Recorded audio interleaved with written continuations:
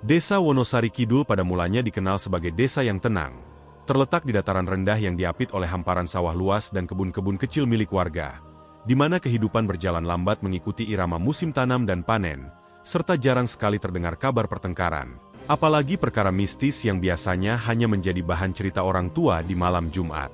Di desa itu, hampir semua orang saling mengenal, saling menyapa saat berpapasan di jalan tanah yang berdebu saat kemarau dan berlumpur saat hujan, serta saling membantu ketika ada hajatan, kematian, atau sekadar memperbaiki rumah, sehingga rasa aman menjadi sesuatu yang dianggap biasa dan tidak pernah dipertanyakan. Pak Abdul adalah salah satu warga yang paling dihormati di Wonosari Kidul, bukan karena kekayaannya semata, melainkan karena sikapnya yang dikenal jujur, pekerja keras, dan tidak pernah menolak membantu siapapun yang datang meminta tolong, baik urusan tenaga, nasihat, maupun sekadar tumpangan beristirahat. Sebagai peternak sapi yang cukup berhasil, Pak Abdul mampu menyekolahkan anak-anaknya, memenuhi kebutuhan rumah tangga dengan layak, dan tetap hidup sederhana tanpa pernah memamerkan hasil jerih payahnya, sehingga banyak warga menjadikannya panutan sekaligus tempat bertanya ketika menghadapi masalah hidup. Wardi, putra sulung Pak Abdul, tumbuh dalam lingkungan yang penuh kedisiplinan namun hangat, di mana sejak kecil ia diajarkan untuk bangun sebelum subuh, membantu membersihkan kandang sapi, dan menghormati orang tua tanpa banyak membantah, membuatnya tumbuh menjadi pemuda yang pendiam, tajam pengamatan, dan jarang berbicara kecuali jika memang perlu. Kehidupan keluarga Pak Abdul berjalan nyaris tanpa celah hingga suatu pagi yang tampak biasa namun menyimpan pertanda gelap. Ketika Wardi bangun lebih awal dari biasanya, karena merasa dadanya sesak oleh mimpi aneh yang menampilkan bayangan hitam berdiri di tengah kandang sapi sambil menatapnya tanpa wajah. Saat matahari belum sepenuhnya terbit dan embun masih menggantung di ujung daun padi, Wardi melangkah ke kandang dengan perasaan tidak nyaman yang sulit dijelaskan. Seolah ada sesuatu di udara yang terasa berat dan menekan napasnya meski tubuhnya tidak sedang sakit. Begitu pintu kandang dibuka, bau menyengat yang tidak biasa langsung menerpa wajahnya. Bau amis bercampur anyir busuk yang membuat perutnya mual. Padahal biasanya kandang selalu dibersihkan setiap sore dan tidak pernah mengeluarkan aroma seburuk itu. Di sudut kandang, salah satu sapi milik mereka tergeletak kaku dengan mata terbuka lebar dan lidah menjulur. Tubuhnya menghitam seperti terbakar dari dalam, namun tanpa bekas luka, darah, atau tanda-tanda perlawanan yang dapat menjelaskan penyebab kematiannya. Wardi berdiri terpaku cukup lama, mencoba meyakinkan dirinya bahwa apa yang dilihatnya hanyalah musibah biasa, mungkin penyakit ternak atau kelelahan. Meskipun hatinya terus berdebar tidak wajar dan telinganya menangkap suara dengung halus seperti bisikan yang datang entah dari mana. Pak Abdul segera dipanggil, dan pria tua itu terdiam lama di depan bangkai sapi kesayangannya. Wajahnya mengeras bukan karena marah, melainkan karena kebingungan yang perlahan berubah menjadi kekhawatiran mendalam. Sebab selama puluhan tahun beternak, ia belum pernah melihat kematian ternak dengan kondisi seperti itu. Beberapa warga berdatangan setelah kabar kematian sapi menyebar, dan meski sebagian mencoba memberi penjelasan logis, nada suara mereka terdengar ragu. Mata mereka berulang kali melirik ke arah kandang seolah takut melihat sesuatu yang tidak kasat mata. Bangkai sapi akhirnya dikubur dengan doa singkat. Namun ketenangan tidak kembali, sebab malam itu angin bertiup lebih dingin dari biasanya dan suara gesekan aneh terdengar dari arah kandang, membuat Wardi terjaga hingga larut dengan pikiran yang dipenuhi firasat buruk. Keesokan paginya, sebelum ayam berkokok, satu sapi lagi ditemukan mati dengan kondisi yang sama persis, tergeletak kaku, mata melotot, dan tubuh menghitam. Seakan kematian itu datang dengan pola yang disengaja dan bukan sekadar kebetulan. Pak Abdul mulai kehilangan kata-kata. Sementara Bu Inami hanya bisa menangis pelan sambil memeluk kain sarungnya. Merasa ada sesuatu yang sedang mengintai keluarganya namun tak mampu dilihat atau dilawan dengan cara biasa. Hari demi hari berlalu dengan cepat namun mencekam. Dan setiap pagi selalu membawa kabar kematian baru dari kandang. Hingga jumlah sapi yang tersisa semakin sedikit dan harapan keluarga Pak Abdul ikut terkikis bersama tubuh-tubuh ternak yang dikuburkan. Wardi merasakan perubahan yang nyata di dalam rumah, di mana lampu sering berkedip tanpa sebab. Suara langkah terdengar di malam hari padahal semua anggota keluarga sudah berkumpul di satu ruangan. Dan bau kembang bercampur tanah basah kadang tercium, meski tidak ada siapapun yang menaburkannya. Para tetangga mulai menjaga jarak, bukan karena membenci, melainkan karena takut ikut terkena dampak dari sesuatu yang mereka sendiri tidak berani menyebutkan namanya. Sehingga rumah Pak Abdul perlahan berubah menjadi tempat yang sunyi dan terisolasi. Ekonomi keluarga mulai goyah ketika sapi-sapi yang menjadi sumber utama penghasilan mati satu persatu, dan tabungan yang selama ini disimpan untuk masa depan terpaksa digunakan untuk menutup kebutuhan sehari-hari. Wardi, yang biasanya kuat dan tenang, mulai kehilangan tidur dan berat badannya menurun. Sebab setiap malam ia bermimpi buruk tentang kandang yang penuh bangkai dan suara tawa rendah yang menggema tanpa arah. Pada suatu malam yang terasa lebih panjang dari biasanya, Wardi mendengar suara seperti kuku diseret di tanah dari arah kandang. Dan meski tubuhnya gemetar, ia memberanikan diri mengintip dari jendela, hanya untuk melihat bayangan hitam bergerak cepat menghilang di balik gelap. Ketakutan mulai berubah menjadi keyakinan bahwa apa yang menimpa keluarganya bukan lagi sekadar musibah alam, melainkan sebuah teror yang dirancang dengan niat jahat dan penuh kesengajaan.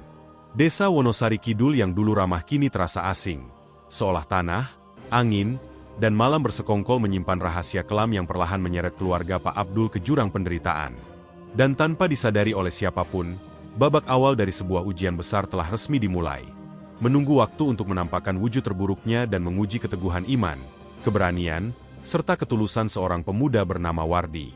Pagi itu datang dengan langit kelabu yang menggantung rendah di atas desa Wonosari Kidul, seolah matahari pun enggan menampakkan diri sepenuhnya, dan udara terasa lebih berat dari biasanya ketika Pak Abdul bersiap pergi ke sawah dengan langkah yang sedikit lebih lambat dari hari-hari sebelumnya. Wardi memperhatikan perubahan kecil pada ayahnya sejak beberapa hari terakhir, mulai dari cara Pak Abdul sering memijat lututnya, napasnya yang lebih pendek, hingga tatapan matanya yang kadang kosong seakan pikirannya melayang jauh ke tempat yang tidak bisa dijangkau oleh orang lain.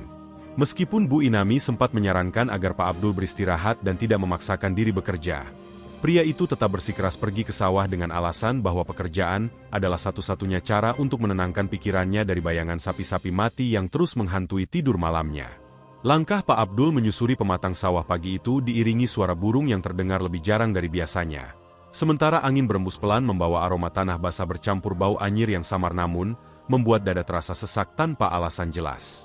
Wardi yang menyusul dari belakang merasakan firasat buruk yang menekan perasaannya. Seolah setiap langkah ayahnya menuju sawah adalah langkah menuju sesuatu yang tidak bisa ditarik kembali. Sesampainya di tengah sawah, Pak Abdul berhenti mendadak dan menatap lurus ke depan dengan wajah yang memucat perlahan. Keringat dingin mengalir di pelipisnya meski matahari belum cukup terik untuk membuat tubuh berkeringat. Tanpa sempat mengucapkan sepatah kata pun, tubuh Pak Abdul tiba-tiba goyah dan ambruk ke tanah berlumpur dengan suara berat yang membuat Wardi berlari panik sambil memanggil nama ayahnya berulang kali. Wardi berusaha membangunkan Pak Abdul, namun tangan dan kaki ayahnya terasa kaku seperti kayu, sementara matanya terbuka namun tidak merespons, menatap kosong ke langit kelabu seakan jiwanya telah ditarik keluar dari tubuhnya. Jeritan Wardi memecah kesunyian pagi dan mengundang beberapa petani lain berlari mendekat dengan wajah penuh keterkejutan dan kebingungan. Sebab tak seorang pun melihat tanda-tanda sebelumnya bahwa Pak Abdul akan tumbang seperti itu. Pak Abdul diangkat dengan susah payah dan dibawa pulang menggunakan gerobak seadanya. Sementara Wardi berjalan di sampingnya dengan tangan gemetar dan pikiran kacau, berusaha menolak keyakinan bahwa ini adalah lanjutan dari teror yang sama yang telah merenggut ternak mereka. Sesampainya di rumah, Bu Inami menangis histeris saat melihat kondisi suaminya yang tak mampu berdiri atau berbicara. Hanya mengeluarkan suara serak yang terdengar lebih seperti rintihan tertahan daripada ucapan manusia. Wardi segera membawa Pak Abdul ke puskesmas terdekat dengan bantuan tetangga yang masih berani mendekat. Meski di mata mereka tampak jelas rasa takut yang berusaha disembunyikan di balik sikap peduli.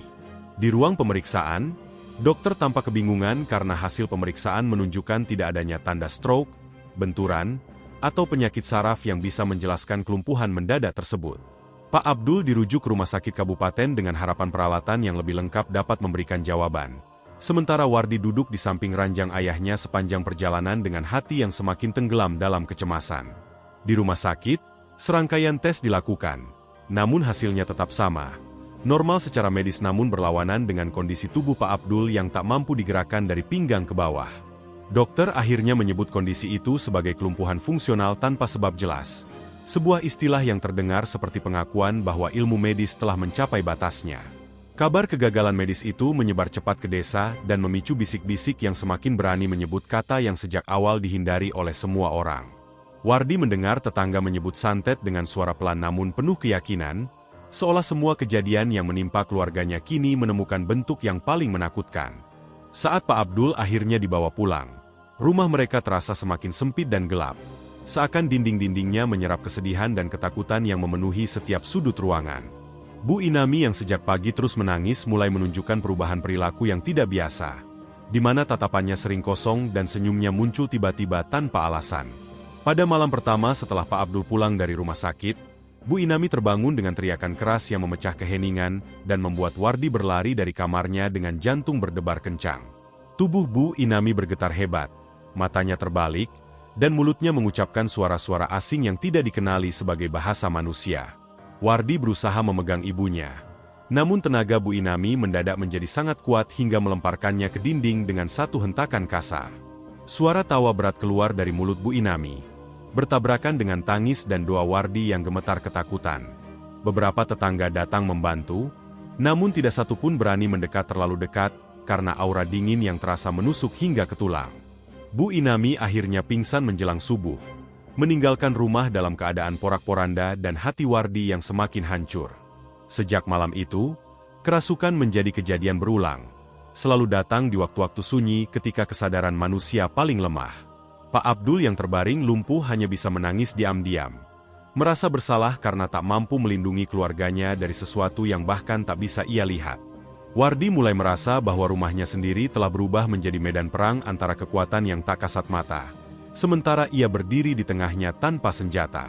Setiap doa terasa lebih berat, setiap malam terasa lebih panjang, dan setiap napas seakan membawa rasa takut yang tak pernah benar-benar pergi. Keluarga Pak Abdul kini berada di titik terendah, di mana harapan medis runtuh, iman diuji, dan kegelapan mulai menunjukkan wujud aslinya dengan semakin terang. Dan di tengah penderitaan itu, Wardi perlahan menyadari bahwa jika ia tidak mengambil langkah yang melampaui nalar manusia biasa, maka keluarganya akan benar-benar hancur oleh kekuatan yang terus menekan tanpa belas kasihan. Hari-hari setelah kerasukan Bu Inami berubah menjadi rangkaian malam tanpa tidur bagi Wardi, karena setiap kali mata terpejam ia selalu terbangun oleh suara erangan, tawa asing, atau benda-benda yang bergerak sendiri di dalam rumah. Pak Abdul terbaring lemah di atas dipan bambu dengan kaki yang tak lagi bisa digerakkan, menatap langit-langit rumah sambil melafalkan doa yang terputus-putus karena dadanya sering terasa sesak seperti ditindih sesuatu yang tak terlihat. Wardi berusaha kembali mencari pertolongan medis dengan membawa ayahnya ke dokter spesialis saraf di kota yang lebih jauh, berharap ada diagnosis baru yang bisa menjelaskan kondisi aneh ini secara ilmiah. Di ruang pemeriksaan yang dingin dan berbau antiseptik, dokter hanya bisa menggeleng pelan setelah membaca hasil pemeriksaan lanjutan yang tetap menunjukkan kondisi tubuh Pak Abdul normal secara fisik.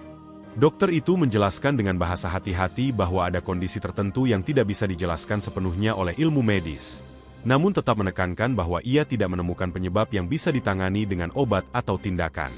Kata-kata itu terdengar seperti vonis tak tertulis bagi Wardi, karena harapan terakhir yang ia gantungkan pada dunia medis runtuh tanpa sisa. Sepanjang perjalanan pulang, hujan turun deras tanpa henti, dan suara air yang menghantam atap kendaraan terdengar seperti irama duka yang mengiringi kegagalan demi kegagalan. Bu Inami kembali kerasukan pada malam yang sama, kali ini dengan tubuh melengkung ke belakang dan suara yang keluar dari mulutnya terdengar menggeram, seolah ada kemarahan tua yang terpendam lama di dalam dirinya. Makhluk yang berbicara melalui Bu Inami mengejek doa-doa yang dibacakan Wardi, menyebut nama ayahnya dengan nada menghina, dan tertawa panjang setiap kali Wardi menyebut asma Tuhan. Tetangga yang masih berani datang mulai menyarankan agar Wardi meminta bantuan orang yang lebih paham urusan agama dan hal-hal gaib. Nama Kiai Sulaiman muncul berulang kali dalam pembicaraan warga. Dikenal sebagai ulama yang alim, rendah hati, dan sering membantu orang-orang yang mengalami gangguan di luar nalar. Dengan sisa harapan yang hampir habis, Wardi memberanikan diri mendatangi rumah Kiai Sulaiman dan menceritakan seluruh kejadian sejak kematian sapi hingga kerasukan ibunya tanpa menyembunyikan satu detail pun. Kiai Sulaiman mendengarkan dengan wajah serius dan mata terpejam sesekali, seolah merasakan sesuatu yang tidak diucapkan oleh kata-kata Wardi. Setelah hening beberapa saat, Kiai Sulaiman berkata bahwa apa yang menimpa keluarga Wardi bukanlah gangguan biasa, namun ia tetap bersedia mencoba membantu dengan niat ikhlas.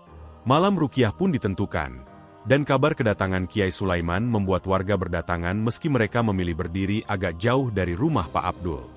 Saat Kiai Sulaiman memasuki rumah, udara terasa berubah drastis, lampu minyak berkedip, dan suara gesekan terdengar dari arah atap meski tidak ada angin. Bu Inami yang sejak sore terlihat tenang, mendadak tertawa keras begitu Kiai Sulaiman mulai melantunkan ayat suci.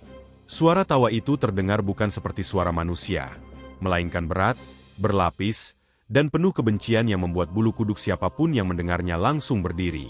Tubuh Bu Inami terangkat sedikit dari lantai, membuat beberapa warga mundur ketakutan, Sementara Kiai Sulaiman tetap duduk bersila dengan wajah pucat namun tatapan tegas. Ayat demi ayat dibacakan semakin keras. Namun reaksi yang muncul justru semakin brutal. Dengan suara benturan dari dalam rumah dan bau busuk yang menyeruak tiba-tiba. Makhluk itu berteriak melalui mulut Bu Inami. Mengancam akan memutus seluruh keturunan Pak Abdul dan menghancurkan semua yang ia cintai. Ketika Kiai Sulaiman meningkatkan bacaan ruqyah, lampu pecah dengan suara keras dan seluruh ruangan mendadak gelap gulita. Dalam kegelapan itu, terdengar suara seperti banyak kaki berlarian di dinding dan langit-langit, membuat suasana semakin mencekam. Bu Inami terhempas ke sudut ruangan dan jatuh pingsan, sementara Kiai Sulaiman terbatuk keras dan memegang dadanya seolah kehabisan tenaga. Setelah suasana sedikit tenang, Kiai Sulaiman berdiri dengan tubuh gemetar dan wajah yang terlihat jauh lebih tua dari sebelumnya. Dengan suara lirih namun tegas, ia mengakui bahwa ilmu hitam yang menyerang keluarga ini berada di luar kemampuannya. Ia menjelaskan bahwa santet tersebut dikirim dengan niat membunuh perlahan, tidak hanya tubuh, tetapi juga harapan dan ikatan keluarga. Kiai Sulaiman menyarankan agar Wardi memperbanyak doa dan bersiap menghadapi jalan yang sangat berat jika ingin menyelamatkan keluarganya. Kata-kata itu menghantam hati Wardi lebih keras daripada teror apapun yang ia alami sebelumnya.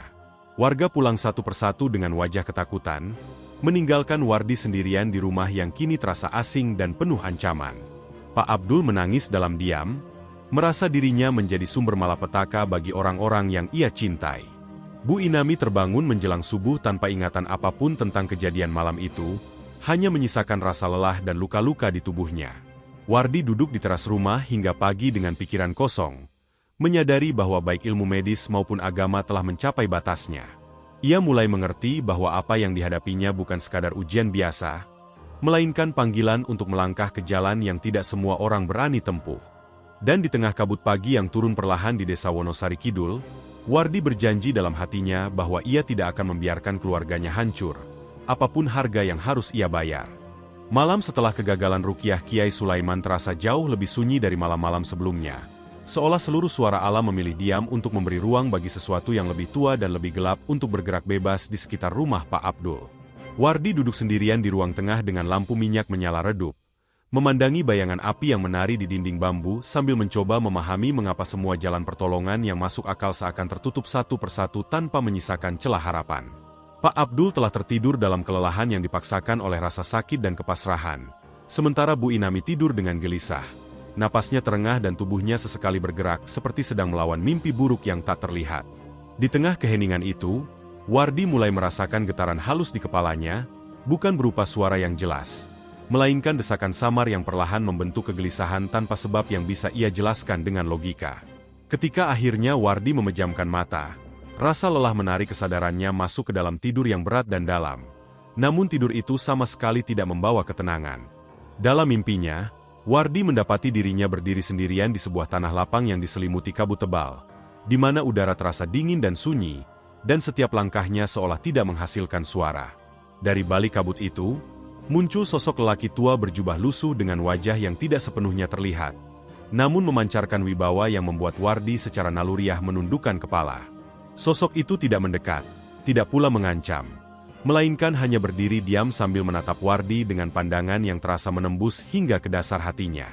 Dengan suara yang dalam namun tenang, lelaki tua itu berkata bahwa pertolongan tidak selalu datang melalui jalan yang terang, dan bahwa keberanian sejati seringkali menuntut seseorang melangkah ke tempat yang paling ditakuti. Sebelum Wardi sempat bertanya, sosok itu hanya mengucapkan satu kalimat pendek yang terasa menggema lama di kepalanya, yakni perintah untuk datang ke makamnya jika Wardi benar-benar ikhlas menyerahkan segalanya. Saat Wardi terbangun, tubuhnya basah oleh keringat dingin dan jantungnya berdebar keras. Sementara satu nama terus berputar di pikirannya tanpa bisa ia hentikan. Nama itu adalah Kiai Jalubang, tokoh lama yang kisahnya sering diceritakan orang-orang tua sebagai sosok sakti yang ilmunya tinggi namun makamnya dijauhi karena dianggap angker dan berbahaya. Wardi duduk lama di tempat tidurnya, menimbang antara rasa takut yang wajar dan dorongan kuat yang entah dari mana asalnya namun terasa lebih nyata daripada ketakutannya sendiri. Pagi hari datang dengan langit pucat dan udara dingin yang menusuk, seakan alam ikut merasakan kegelisahan yang mengendap di dada Wardi sejak terbangun dari mimpinya. Saat membantu ibunya menyiapkan sarapan, Wardi mendengar Bu Inami bergumam lirih menyebut nama Kiai Jalubang tanpa sadar, seolah mimpi itu bukan hanya miliknya seorang. Ucapan itu membuat Wardi terdiam dan jantungnya berdegup lebih kencang, karena keyakinan mulai tumbuh bahwa mimpi semalam bukan sekadar bunga tidur. Wardi mencoba mencari informasi tentang makam Kiai Jalubang dari beberapa tetua desa. Namun hampir semuanya memberikan peringatan keras agar ia tidak mendekat ke tempat itu. Orang-orang bercerita tentang mereka yang mencoba tirakat di sana namun pulang dengan jiwa terguncang. Bahkan ada yang tak pernah kembali sama sekali. Membuat cerita itu terdengar lebih seperti kutukan daripada legenda.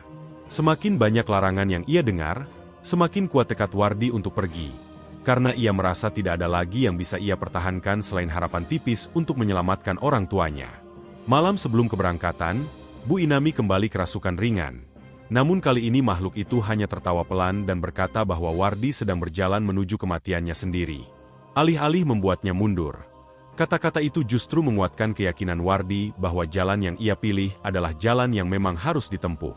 Wardi menyiapkan bekal sederhana berupa air putih, kain sarung, dan doa-doa yang ia hafal sejak kecil, tanpa membawa jimat atau benda apapun yang berbau kesaktian. Sebelum berangkat, Wardi bersujud di hadapan ayahnya dan memohon restu dengan suara bergetar, berjanji bahwa ia akan kembali apapun yang terjadi. Pak Abdul meneteskan air mata dan hanya mampu menggenggam tangan Wardi erat-erat, seolah ingin menyalurkan seluruh kekuatan yang tersisa melalui sentuhan itu. Langkah Wardi meninggalkan rumah terasa berat namun mantap, dan setiap langkah menjauh dari desa seakan membawa dirinya lebih dekat pada sesuatu yang belum pernah ia bayangkan sebelumnya. Jalan menuju makam Kiai Jalubang melewati hutan kecil yang jarang dilewati orang, di mana pepohonan tua berdiri rapat dan sinar matahari hanya masuk sebagai garis-garis tipis yang terputus oleh dedaunan lebat. Semakin jauh Wardi melangkah, semakin sunyi suasana di sekitarnya, hingga suara langkah kakinya sendiri terdengar terlalu keras di telinga. Angin yang berhembus di antara pepohonan membawa bisikan samar yang membuat Wardi merinding, seolah ada banyak mata yang mengawasinya dari balik kegelapan. Ketika akhirnya makam itu terlihat dari kejauhan, jantung Wardi berdegup kencang karena tempat tersebut benar-benar terpencil dan terasa terasing dari dunia manusia. Makam Kiai Jalubang tampak sederhana, namun dikelilingi aura berat yang menekan dada, membuat napas Wardi terasa pendek meski ia belum melakukan apapun. Wardi berdiri di depan makam itu dalam diam yang panjang, menyadari bahwa sekali ia melangkah masuk dan memulai tirakat, tidak ada jaminan ia akan kembali sebagai orang yang sama. Dengan satu tarikan napas panjang dan doa yang terucap lirih dari lubuk hatinya, Wardi akhirnya melangkah masuk ke area makam, meninggalkan dunia lamanya di belakang.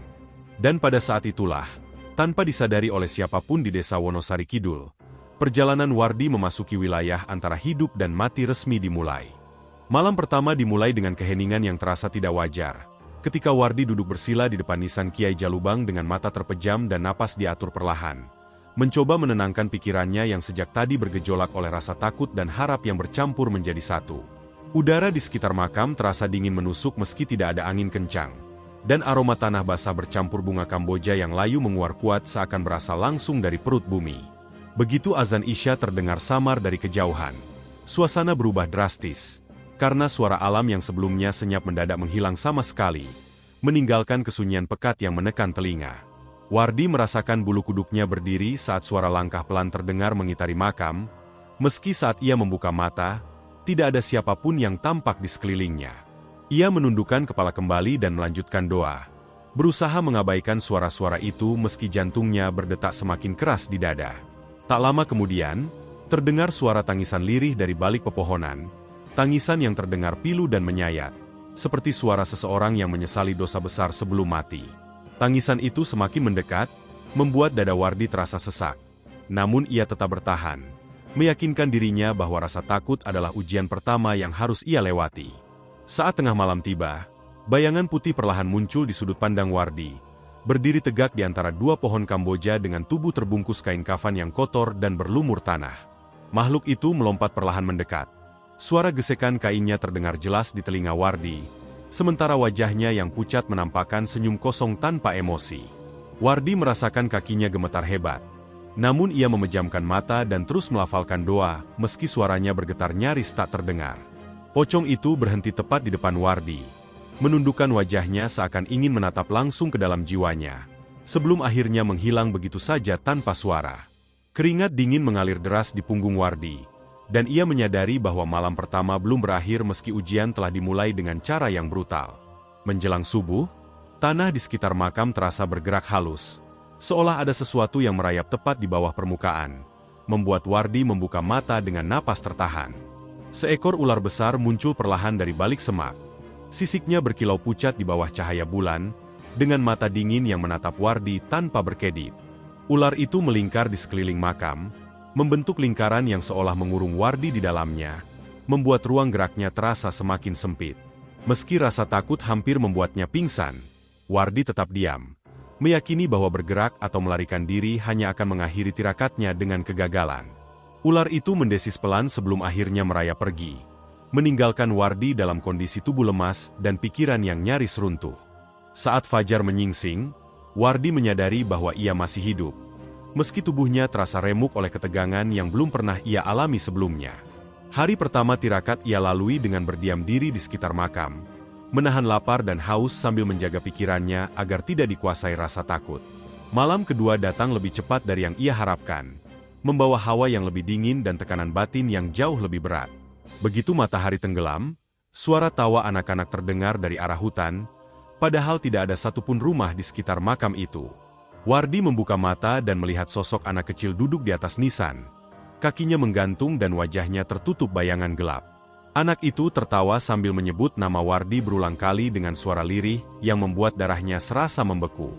Wardi merasakan air mata mengalir tanpa ia sadari. Bukan karena takut semata, melainkan karena rasa rindu pada keluarganya yang kini ia tinggalkan dalam kondisi rapuh.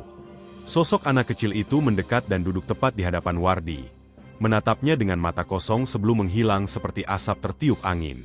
Menjelang pagi, tubuh Wardi mulai melemah, kepalanya terasa ringan, dan pandangannya berkunang-kunang akibat kurang tidur dan makanan. Namun di tengah kelelahan itu, tekadnya justru semakin mengeras, karena ia tahu bahwa mundur sekarang berarti membiarkan keluarganya binasa. Malam ketiga datang dengan teror yang lebih sunyi namun lebih menghancurkan, ketika Wardi mendengar suara ayah dan ibunya memanggil namanya dengan nada penuh penderitaan. Suara itu terdengar begitu nyata hingga Wardi hampir bangkit dan berlari pulang. Namun ia menghentikan dirinya sendiri dengan sisa kesadaran yang ada. Bayangan Pak Abdul muncul di hadapannya dalam kondisi lumpuh dan penuh luka, menatap Wardi dengan mata penuh harap yang hampir membuat hatinya hancur.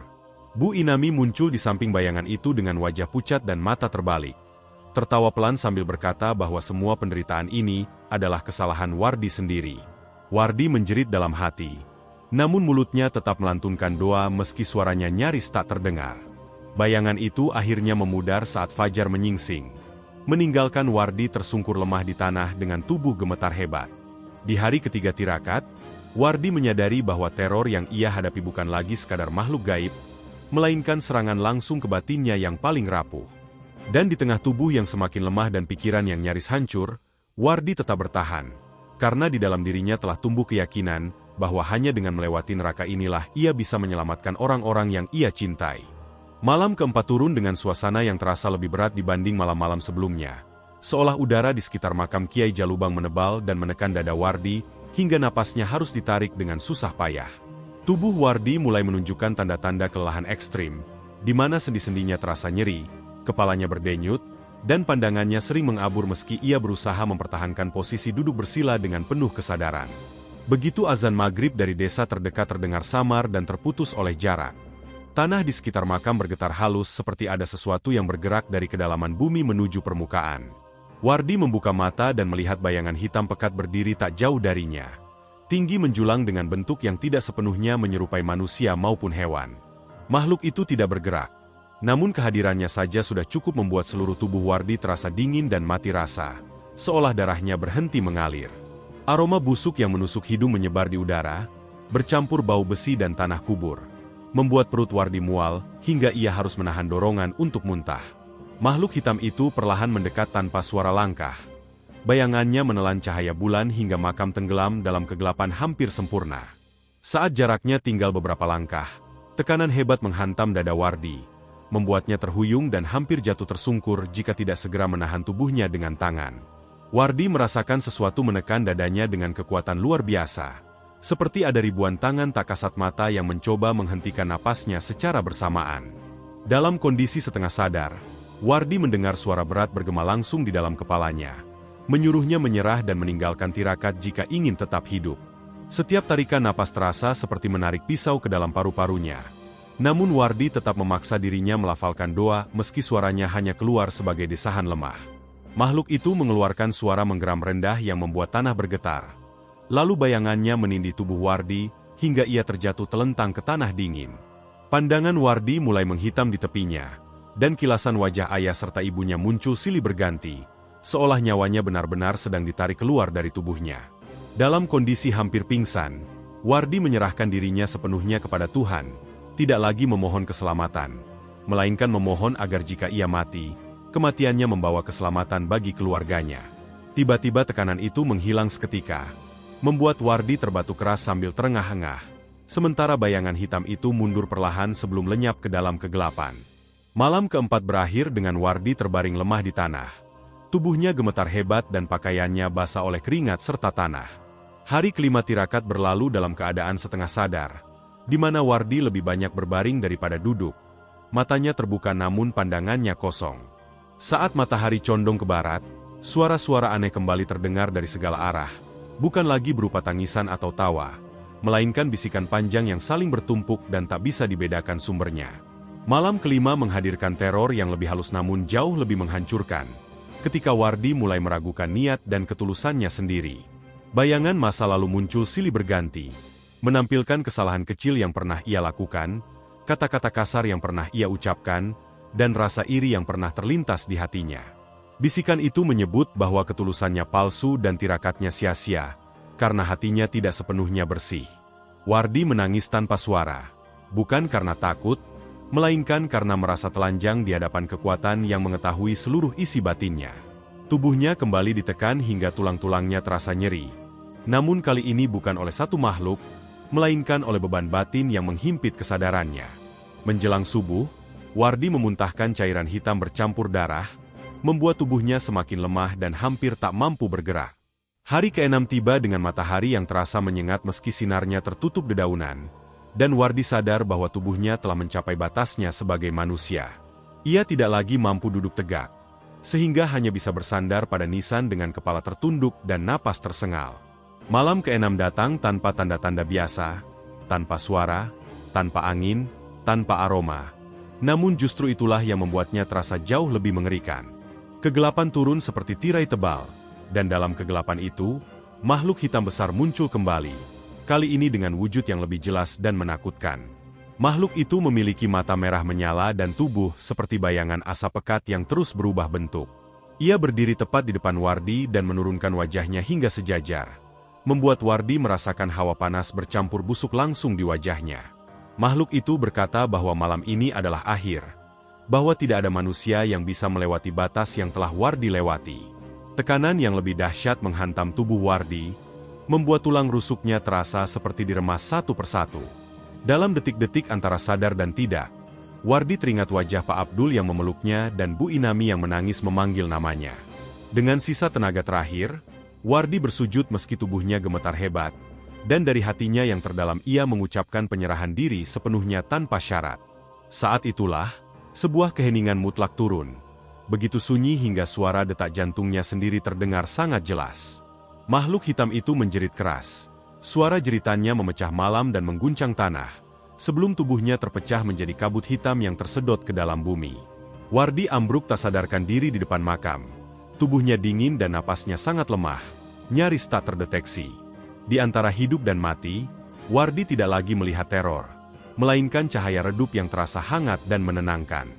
Dan di ambang kesadaran terakhirnya, Wardi merasakan bahwa ujian terberat telah ia lewati. Meski ia belum tahu apakah ia akan bangun kembali sebagai orang hidup atau justru menjadi bagian dari keheningan makam itu sendiri. Kesadaran Wardi perlahan kembali seperti cahaya fajar yang menembus kabut tebal. Tidak datang tiba-tiba, melainkan merayap pelan dari kegelapan menuju rasa hangat yang menyelimuti seluruh tubuhnya. Ia membuka mata dengan susah payah dan mendapati dirinya masih terbaring di depan makam. Namun rasa dingin dan tekanan yang sebelumnya menghimpit dadanya kini telah menghilang sepenuhnya. Udara di sekitar makam terasa berbeda, lebih ringan dan bersih, seolah seluruh kegelapan yang selama ini bersemayam telah tersapu oleh sesuatu yang tak kasat mata. Wardi mencoba menggerakkan jarinya dan terkejut mendapati tubuhnya masih bisa merespons meski terasa sangat lemah, seperti seseorang yang baru saja kembali dari ambang kematian. Ketika ia berusaha bangkit, pandangannya menangkap cahaya lembut berwarna keemasan yang muncul perlahan di hadapan makam Kiai Jalubang. Cahaya itu tidak menyilaukan, melainkan menenangkan, membuat jantung Wardi yang semula berdebar kini berdetak lebih teratur. Dari dalam cahaya itu, sosok lelaki tua berjubah putih muncul perlahan dengan langkah tenang dan wajah teduh yang memancarkan kewibawaan tanpa kesan mengintimidasi. Wardi langsung menyadari bahwa sosok ini bukan makhluk biasa, karena kehadirannya membuat hati Wardi terasa ringan dan air mata mengalir tanpa ia sadari. Sosok itu adalah Kiai Jalubang, bukan dalam rupa menyeramkan seperti yang selama ini ditakuti orang-orang, melainkan sebagai seorang wali tua dengan sorot mata penuh kasih. Kiai Jalubang memandang Wardi cukup lama tanpa berkata apapun, seolah membaca seluruh perjalanan hidup, ketakutan, niat, dan ketulusan yang tersembunyi di dalam dirinya. Wardi berusaha bersujud, namun tubuhnya terlalu lemah, sehingga ia hanya mampu menundukkan kepala dengan penuh hormat dan pasrah. Dengan suara yang lembut namun bergetar wibawa, Kiai Jalubang berkata bahwa tidak semua orang mampu bertahan di tempat itu hingga titik terakhir, karena kebanyakan menyerah bukan oleh teror, melainkan oleh egonya sendiri. Ia menjelaskan bahwa tirakat bukanlah tentang keberanian menghadapi makhluk gaib, melainkan tentang kejujuran menanggalkan kepentingan diri sendiri. Wardi menangis terisak mendengar kata-kata itu, karena ia merasa seluruh luka batinnya dipahami tanpa perlu ia jelaskan. Kiai Jalubang berkata bahwa ketulusan Wardi untuk menyelamatkan orang tuanya tanpa niat membalas dendam telah menjadi benteng terkuat yang mematahkan kekuatan gelap. Ia juga menjelaskan bahwa ilmu hitam yang menyerang keluarga Wardi tidak akan bisa dilawan dengan amarah, karena amarah justru menjadi pintu masuk bagi kehancuran.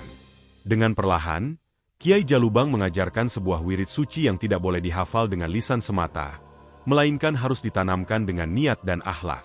Wirid itu bukan rangkaian kata yang panjang, namun setiap lafaznya mengandung makna penyerahan, perlindungan, dan pemutusan ikatan batin makhluk jahat.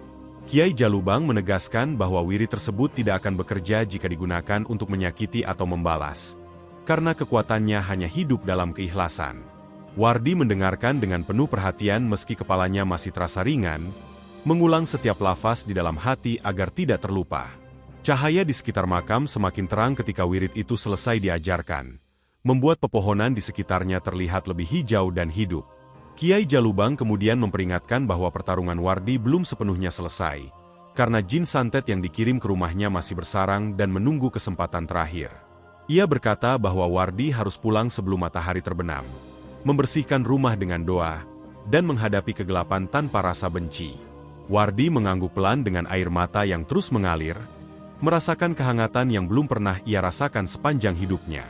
Sebelum pergi, Kiai Jalubang menepuk pelan kepala Wardi, dan sentuhan itu membuat seluruh tubuhnya terasa ringan seperti baru dilahirkan kembali. Cahaya perlahan meredup, dan sosok Kiai Jalubang menghilang tanpa jejak, meninggalkan aroma wangi tanah basah dan ketenangan yang mendalam. Wardi duduk cukup lama di depan makam, mengatur napas dan meresapi perubahan yang terjadi di dalam dirinya. Ia menyadari bahwa rasa takut yang selama ini menghantuinya telah berubah menjadi keyakinan yang tenang namun kokoh. Saat Wardi akhirnya berdiri dan melangkah meninggalkan makam, langkahnya terasa lebih mantap meski tubuhnya masih lemah. Hutan yang ia lewati terasa berbeda, tidak lagi menekan atau mengintimidasi, melainkan sunyi dan netral seperti tempat biasa. Wardi merasakan bahwa sesuatu di dalam dirinya telah berubah, bukan berupa kesaktian yang mencolok, melainkan keteguhan batin yang sulit digoyahkan. Dalam perjalanan pulang, ia terus melafalkan wirid itu dengan hati-hati, menjaga niatnya tetap bersih dan fokus pada keselamatan keluarganya. Ketika atap rumahnya mulai terlihat dari kejauhan, dada Wardi bergetar oleh campuran harap dan kecemasan akan apa yang menunggunya. Ia tahu bahwa malam berikutnya akan menjadi penentuan, bukan hanya bagi keluarganya, tetapi juga bagi dirinya sendiri sebagai manusia. Dan dengan langkah terakhir sebelum memasuki halaman rumah, Wardi meneguhkan hatinya bahwa apapun yang terjadi, ia tidak akan mundur lagi. Langkah Wardi memasuki halaman rumah terasa berat namun mantap, karena sejak pertama kali kakinya menginjak tanah itu, ia langsung merasakan hawa panas yang berbeda dari ketenangan makam Kiai Jalubang. Rumah yang dulu terasa akrab kini memancarkan aura pekat, seolah tembok-temboknya menyimpan dendam lama yang berdenyut perlahan menunggu waktu untuk meledak. Wardi berhenti sejenak di depan pintu, menutup mata, dan melafalkan wirid yang diajarkan Kiai Jalubang dengan hati yang ia jaga tetap bersih dari amarah. Begitu pintu dibuka, angin kencang berhembus dari dalam rumah, membuat lampu minyak bergoyang liar dan hampir padam. Pak Abdul terbaring di dipan dengan wajah pucat. Namun matanya terbuka lebar seakan sadar penuh akan sesuatu yang sedang mendekat. Bu Inami duduk di sudut ruangan dengan punggung membungkuk. Tubuhnya gemetar pelan, dan napasnya terdengar berat seperti sedang menahan sesuatu dari dalam dirinya. Saat Wardi melangkah masuk, suara tawa rendah terdengar menggema dari arah atap, membuat bulu kuduknya berdiri namun langkahnya tidak terhenti. Ia mulai membersihkan rumah dari depan ke belakang dengan doa yang terus mengalir, menyapu lantai, menyiram sudut-sudut gelap, dan menyebut nama Tuhan dengan penuh keyakinan. Bau busuk yang selama ini menetap perlahan berubah menjadi aroma tanah basah. Namun suara-suara bisikan justru semakin keras dan agresif. Bu Inami mendadak terangkat tubuhnya. Matanya terbalik, dan suara asing kembali keluar dari mulutnya dengan nada penuh kebencian. Makhluk itu menertawakan Wardi dan berkata bahwa semua yang ia lakukan sudah terlambat, karena ikatan santet telah mengakar dalam rumah dan darah keluarganya. Wardi mendekat tanpa menyentuh ibunya, melafalkan wirid dengan suara mantap meski keringat dingin mengalir deras di pelipisnya. Tiba-tiba lantai bergetar keras, perabotan bergerak sendiri, dan bayangan hitam muncul dari sudut rumah, menjelma menjadi sosok tinggi dan bengkok. Makhluk itu mengaum marah dan menyerang Wardi dengan tekanan yang membuat napasnya tertahan. Namun ia tetap berdiri dengan kepala tertunduk dan doa yang tak terputus. Cahaya samar muncul dari dada Wardi, bukan berupa sinar menyilaukan, melainkan ketenangan yang mematahkan tekanan makhluk itu sedikit demi sedikit. Makhluk itu berteriak kesakitan, tubuhnya bergetar, dan dari mulutnya keluar kata-kata yang menyebut nama seseorang dengan penuh kebencian. Nama itu adalah Bidin, mantan orang kepercayaan Pak Abdul yang selama ini dikenal pendiam dan jarang menampakkan diri sejak dipecat. Wardi tersentak, karena ingatan tentang Bidin yang pergi dengan wajah penuh iri tiba-tiba kembali dengan jelas. Makhluk itu mengaku dikirim dengan perjanjian gelap, diberi tugas menghancurkan ekonomi dan kesehatan keluarga Pak Abdul secara perlahan. Ia juga mengakui bahwa amarah dan iri Bidin menjadi pintu masuk paling kuat bagi santet yang mematikan. Dengan satu lantunan wirid terakhir yang penuh penyerahan, Wardi memerintahkan makhluk itu pergi tanpa kebencian dan tanpa balas dendam. Jeritan memekakan telinga mengguncang rumah, membuat kaca jendela retak dan tanah bergetar hebat. Bayangan hitam itu terhisap ke dalam tanah tepat di tengah rumah, meninggalkan lubang kecil yang segera menutup kembali, seperti tidak pernah terjadi apa-apa. Bu Inami terjatuh lemas dan menangis terseduh-seduh dalam pelukan Wardi. Kembali menjadi dirinya sendiri tanpa ingatan akan kejadian barusan. Pak Abdul merasakan sensasi hangat menjalar ke kakinya, dan untuk pertama kalinya sejak lumpuh, ia mampu menggerakkan jari-jarinya. Tangis haru memenuhi rumah yang kini terasa jauh lebih terang dan lapang. Keesokan harinya, kabar tentang kondisi Bidin menyebar ke seluruh desa dengan cepat dan membuat warga gemetar. Bidin ditemukan mengigau hebat di rumahnya. Tubuhnya dipenuhi luka lebam tanpa sebab, dan mulutnya terus menyebut nama-nama makhluk yang tidak dikenal. Saat Wardi mendatangi rumah Bidin bersama warga, ia melihat sendiri wajah pria itu yang penuh ketakutan dan penyesalan. Bidin akhirnya mengakui semua perbuatannya dengan tangis histeris, mengaku bahwa rasa iri telah membutakan akal dan imannya. Pak Abdul yang dibopong ke depan rumah itu, memilih memaafkan Bidin dengan tulus meski luka yang ditinggalkan hampir merenggut nyawanya. Namun meski maaf telah diberikan, Bidin menjerit keras seolah melihat sesuatu yang jauh lebih menakutkan daripada kematian itu sendiri. Malam itu, sebelum siapapun sempat berbuat apa-apa, Bidin meninggal dunia dengan wajah membeku dalam ekspresi ketakutan yang mendalam. Warga desa hanya bisa terdiam, menyadari bahwa ada hukum yang bekerja di luar jangkauan manusia. Rumah Pak Abdul kembali tenang, ternak baru mulai didatangkan, dan kehidupan perlahan bergerak menuju pemulihan. Wardi duduk sendirian di teras rumah pada malam hari, menatap langit dengan perasaan campur aduk antara lega, sedih, dan syukur. Ia menyadari bahwa kemenangan sejati bukanlah menghancurkan musuh, melainkan bertahan tanpa kehilangan kemanusiaan. Dan di dalam keheningan itu, Wardi tahu bahwa kisah penderitaan mereka hampir mencapai akhirnya, meninggalkan pelajaran pahit yang tak akan pernah dilupakan oleh desa Wonosari Kidul. Pagi pertama setelah peristiwa mengerikan itu terasa berbeda bagi desa Wonosari Kidul. Karena udara yang biasanya lembab kini terasa lebih ringan dan matahari terbit dengan cahaya yang hangat seolah menyapu sisa-sisa kegelapan yang selama berminggu-minggu membayangi desa tersebut. Wardi bangun lebih awal dan duduk di teras rumah sambil memandangi halaman yang kini tampak biasa.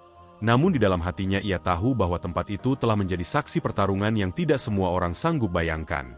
Suara ayam berkokok terdengar jernih tanpa diselingi perasaan tertekan. Dan angin pagi membawa aroma tanah basah yang menenangkan. Bukan lagi bau busuk dan anyir yang dahulu sering muncul tanpa sebab. Pak Abdul terbangun dengan senyum kecil yang belum pernah Wardi lihat sejak sebelum semua musibah itu terjadi. Karena untuk pertama kalinya ia mampu menggerakkan kedua kakinya dengan bantuan tongkat meski langkahnya masih tertatih. Bu Inami menyiapkan air hangat sambil bersenandung pelan. Dan suaranya terdengar jernih serta utuh. Tidak lagi terpecah oleh nada asing yang pernah menguasai tubuhnya.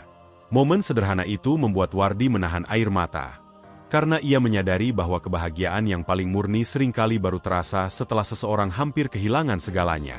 Hari-hari berikutnya diisi dengan pemulihan perlahan, di mana Pak Abdul menjalani latihan berjalan sederhana, dan Bu Inami memulihkan tubuh serta batinnya dengan doa-doa panjang setiap selesai salat.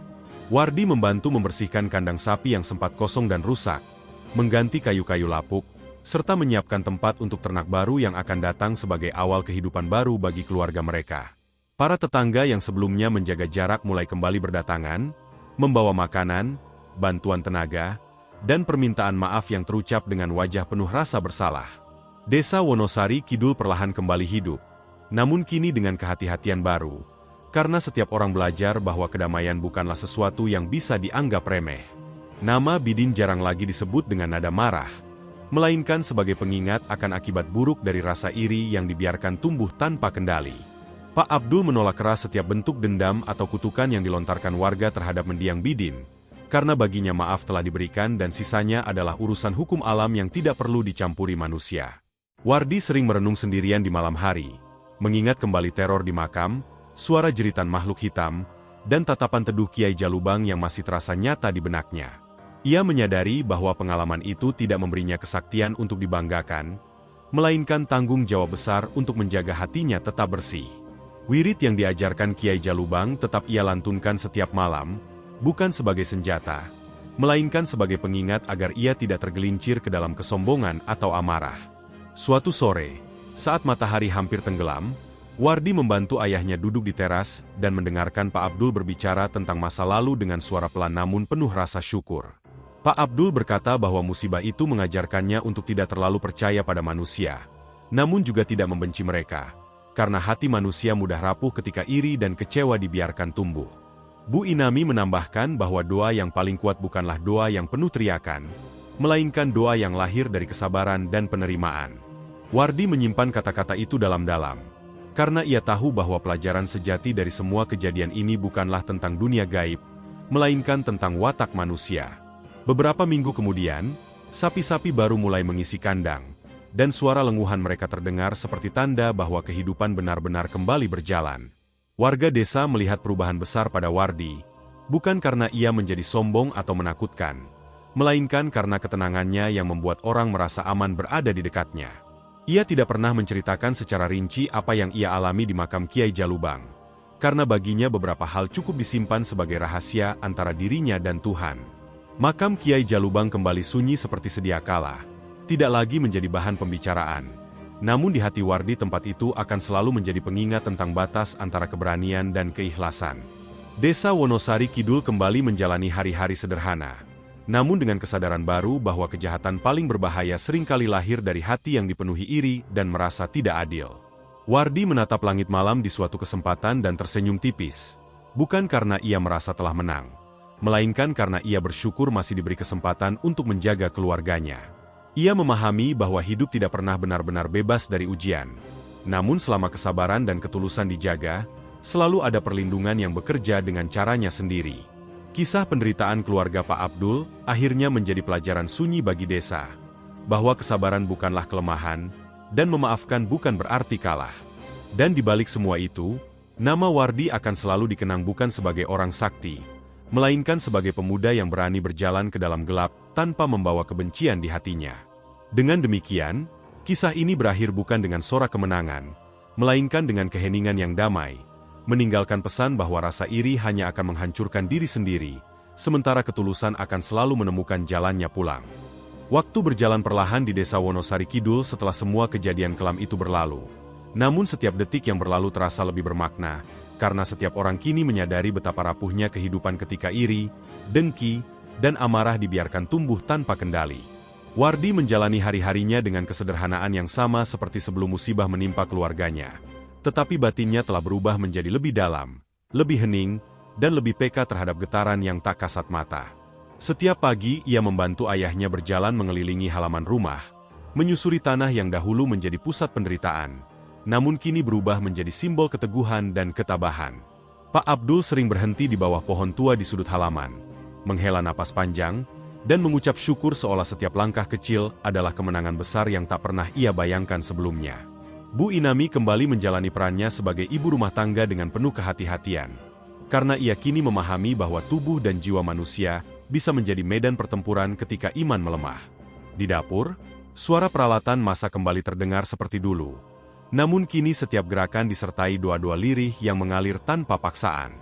Wardi menyadari bahwa keluarganya tidak hanya disembuhkan secara fisik, tetapi juga dipersatukan kembali secara batin setelah sempat tercerai oleh ketakutan dan keputusasaan. Pada malam-malam tertentu, Wardi masih merasakan hawa berbeda di sekitar rumah, bukan lagi sebagai ancaman, melainkan sebagai sisa-sisa energi yang perlahan memudar. Ia tidak takut akan hal itu, karena ia tahu bahwa selama hatinya tidak dipenuhi kesombongan, tidak ada yang perlu ditakuti. Wirid peninggalan Kiai Jalubang tetap ia jaga dengan disiplin, bukan untuk memanggil kekuatan, melainkan untuk menenangkan diri dan menjaga batas antara dunia manusia dan dunia yang tak terlihat. Kadang-kadang, saat langit mendung dan angin bertiup pelan, Wardi teringat wajah Kiai Jalubang yang muncul tanpa suara, seolah mengingatkannya bahwa ilmu tanpa adab hanya akan melahirkan kehancuran. Desa Wonosari Kidul perlahan dikenal sebagai desa yang tenang, namun juga sebagai desa yang menyimpan kisah kelam yang tidak semua orang berani dengar.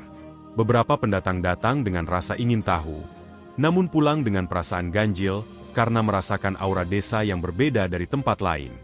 Para sesepuh desa mulai sering mengumpulkan warga untuk mengingatkan pentingnya menjaga lisan dan hati, karena mereka belajar bahwa kejahatan tidak selalu datang dari luar, melainkan sering lahir dari dalam komunitas sendiri. Nama Bidin kini disebut hanya dalam doa, bukan untuk mengutuk, melainkan sebagai pengingat agar tragedi serupa tidak terulang. Wardi tidak pernah merasa bangga atau ingin dikenal sebagai penyelamat, karena baginya semua yang terjadi adalah ujian, bukan prestasi. Ia tetap bekerja di ladang, menjemur hasil panen, dan berbincang dengan tetangga seperti pemuda desa lainnya. Namun ada sesuatu dalam tatapannya yang berubah. Sebuah kedalaman yang membuat orang segan bertanya terlalu jauh. Suatu hari, seorang pemuda dari desa sebelah datang meminta nasihat karena keluarganya mengalami gangguan serupa. Dan Wardi hanya menjawab dengan tenang bahwa tidak semua masalah harus dilawan dengan kekuatan. Ia menyarankan doa, keikhlasan, dan introspeksi sebelum mencari jalan lain. Karena seringkali sumber masalah ada pada hati manusia sendiri. Pemuda itu pulang dengan wajah bingung namun lebih tenang, membawa pesan yang sederhana namun berat untuk dijalani. Malam demi malam berlalu tanpa teror.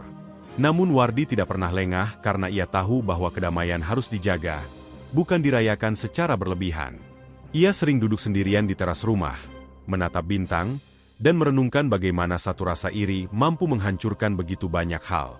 Dalam keheningan itu, Wardi memahami bahwa keberanian sejati bukanlah menghadapi makhluk gaib, melainkan menghadapi sisi gelap dalam diri sendiri. Pak Abdul pernah berkata bahwa penderitaan adalah guru yang kejam namun jujur, karena ia tidak pernah mengajarkan sesuatu yang sia-sia. Kalimat itu terus terngiang di kepala Wardi setiap kali ia merasa lelah atau hampir putus asa. Ia belajar bahwa memaafkan bukan berarti melupakan luka, melainkan memilih untuk tidak hidup di dalamnya. Desa Wonosari Kidul kini berdiri sebagai tempat yang sederhana, namun syarat makna bagi siapapun yang mau mendengar kisahnya dengan hati terbuka. Wardi tahu bahwa hidupnya tidak akan pernah sepenuhnya sama, namun ia tidak menyesali apapun yang telah terjadi. Ia justru bersyukur karena dari kegelapan itu, ia belajar mengenal cahaya yang tidak menyilaukan. Dan ketika suatu malam angin berembus lembut melewati rumahnya, membawa suara alam yang damai, Wardi tersenyum kecil karena ia tahu bahwa perjalanan batinnya belum selesai, namun ia kini melangkah dengan keyakinan. Kisah ini pun benar-benar berakhir bukan sebagai cerita tentang santet dan teror, melainkan sebagai kisah tentang manusia yang diuji oleh iri, diselamatkan oleh kesabaran, dan dikuatkan oleh ketulusan. Keheningan yang menyelimuti desa Wonosari Kidul setelah semua peristiwa berlalu bukanlah keheningan kosong, melainkan keheningan yang syarat dengan ingatan, penyesalan, dan kesadaran baru yang tumbuh perlahan di hati setiap warganya. Wardi merasakan bahwa meskipun teror telah berakhir, jejaknya masih tertinggal seperti bekas luka yang tidak lagi sakit namun tetap mengingatkan pada rasa perih yang pernah ada.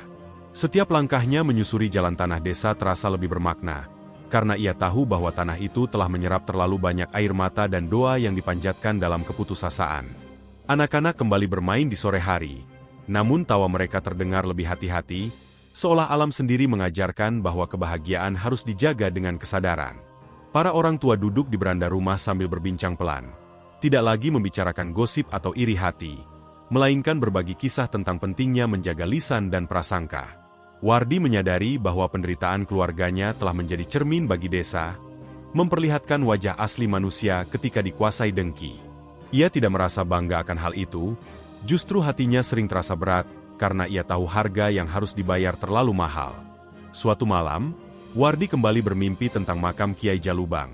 Namun kali ini tanpa teror, tanpa kegelapan, hanya cahaya temaram dan rasa damai yang mengalir perlahan.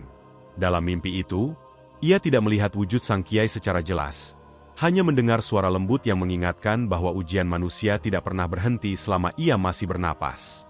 Wardi terbangun dengan dada terasa hangat, seolah mimpi itu bukan sekadar bunga tidur, melainkan pesan yang sengaja disampaikan.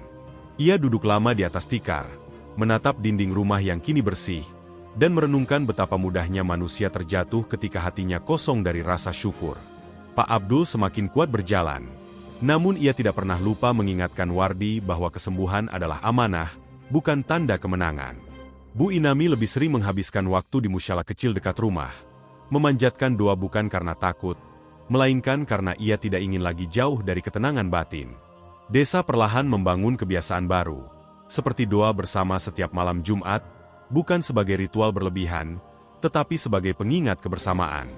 Wardi hadir di sana bukan sebagai tokoh utama, melainkan sebagai bagian kecil dari lingkaran manusia yang belajar dari kesalahan. Ia duduk di barisan belakang, mendengarkan, meresapi, dan menjaga hatinya agar tidak merasa lebih dari siapapun. Kadang-kadang masih ada warga yang memandangnya dengan rasa segan bercampur takut, namun Wardi hanya membalas dengan senyum sederhana. Ia tahu bahwa ketakutan lahir dari ketidaktahuan, dan ia tidak ingin menjadi sumbernya.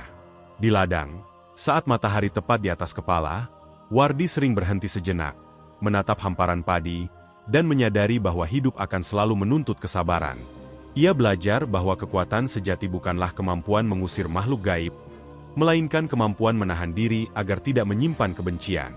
Nama Bidin sesekali muncul dalam ingatan warga, namun kini tanpa emosi yang meledak, hanya sebagai kisah yang diceritakan dengan nada pelan. Wardi tidak pernah menghindari cerita itu, namun ia juga tidak pernah menambahkannya dengan bumbu dramatis. Baginya, tragedi itu sudah cukup berbicara sendiri. Pada suatu senja, Wardi berdiri di tepi desa, memandangi matahari tenggelam dengan perasaan yang sulit dijelaskan, karena ia tahu bahwa hidupnya telah dibentuk oleh pengalaman yang tidak semua orang mampu lalui. Ia tidak tahu kemana arah hidupnya kelak. Namun ia yakin bahwa selama ia menjaga ketulusan, ia tidak akan tersesat. Dan di dalam hatinya, Wardi menyadari bahwa kisah ini belum sepenuhnya selesai, karena setiap manusia akan selalu diuji kembali dalam bentuk yang berbeda. Wardi mulai menyadari bahwa setelah badai besar berlalu, ujian yang datang justru hadir dalam bentuk yang lebih halus, lebih sunyi, dan seringkali tersembunyi di balik rutinitas sehari-hari. Ia merasakan bahwa ketenangan yang kini menyelimuti hidupnya bukanlah hadiah permanen, melainkan ruang kosong yang harus terus diisi dengan kesadaran dan kewaspadaan batin. Setiap kali ia melewati bekas rumah Bidin yang kini kosong dan perlahan ditelan ilalang, hatinya selalu bergetar oleh rasa iba yang tidak bercampur dengan kebencian. Warga desa jarang mendekati tempat itu, bukan karena takut, melainkan karena ada rasa segan terhadap jejak kesalahan manusia yang begitu dalam. Suatu sore, hujan turun dengan lembut membasahi tanah desa, dan Wardi berdiri di bawah atap bambu sambil mendengarkan suara rintik yang menenangkan. Dalam keheningan hujan itu, Pikirannya melayang pada malam-malam panjang penuh teror yang kini terasa seperti mimpi buruk yang telah jauh.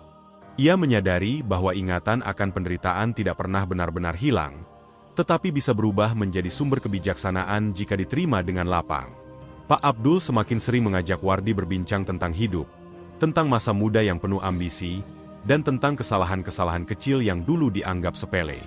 Dari cerita ayahnya, Wardi belajar bahwa iri seringkali muncul bukan karena kekurangan, melainkan karena hati yang tidak pernah merasa cukup. Bu Inami menambahkan bahwa ketenangan batin adalah hasil dari latihan panjang, bukan sesuatu yang turun begitu saja. Di musyalah kecil, suara doa warga kini terdengar lebih khusyuk, bukan karena ketakutan, tetapi karena kesadaran bahwa hidup bisa berubah dalam sekejap. Wardi duduk di antara mereka, merasakan kehangatan kebersamaan yang dulu sempat menghilang.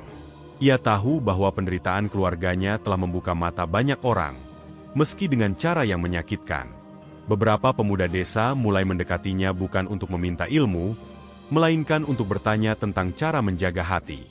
Wardi selalu menjawab dengan sederhana, mengatakan bahwa menjaga niat jauh lebih sulit daripada mempelajari wirid. Ia menolak setiap anggapan bahwa dirinya istimewa, karena ia tahu betapa rapuhnya manusia ketika mulai merasa lebih tinggi dari yang lain. Di ladang, ia bekerja dengan lebih sabar, menikmati setiap proses tanpa terburu-buru, seolah tanah itu sendiri mengajarkannya tentang ketekunan. Saat matahari terik, ia mengingat bagaimana dahulu panas terasa menyiksa karena hatinya penuh ketakutan. Kini panas itu terasa wajar, bahkan menenangkan, karena tidak lagi dibarengi kecemasan. Pada suatu malam tertentu, Wardi kembali bermimpi, kali ini tentang sosok-sosok bayangan yang tidak menyerang, hanya berdiri diam di kejauhan. Ia terbangun dengan perasaan aneh, bukan takut, melainkan sadar bahwa dunia tak kasat mata tidak pernah benar-benar jauh. Namun ia juga paham bahwa tidak semua kehadiran harus dilawan. Sebagian hanya perlu dihormati dan diabaikan. Desa Wonosari Kidul perlahan membentuk kebiasaan baru untuk menyelesaikan masalah dengan musyawarah, bukan dengan bisik-bisik penuh prasangka.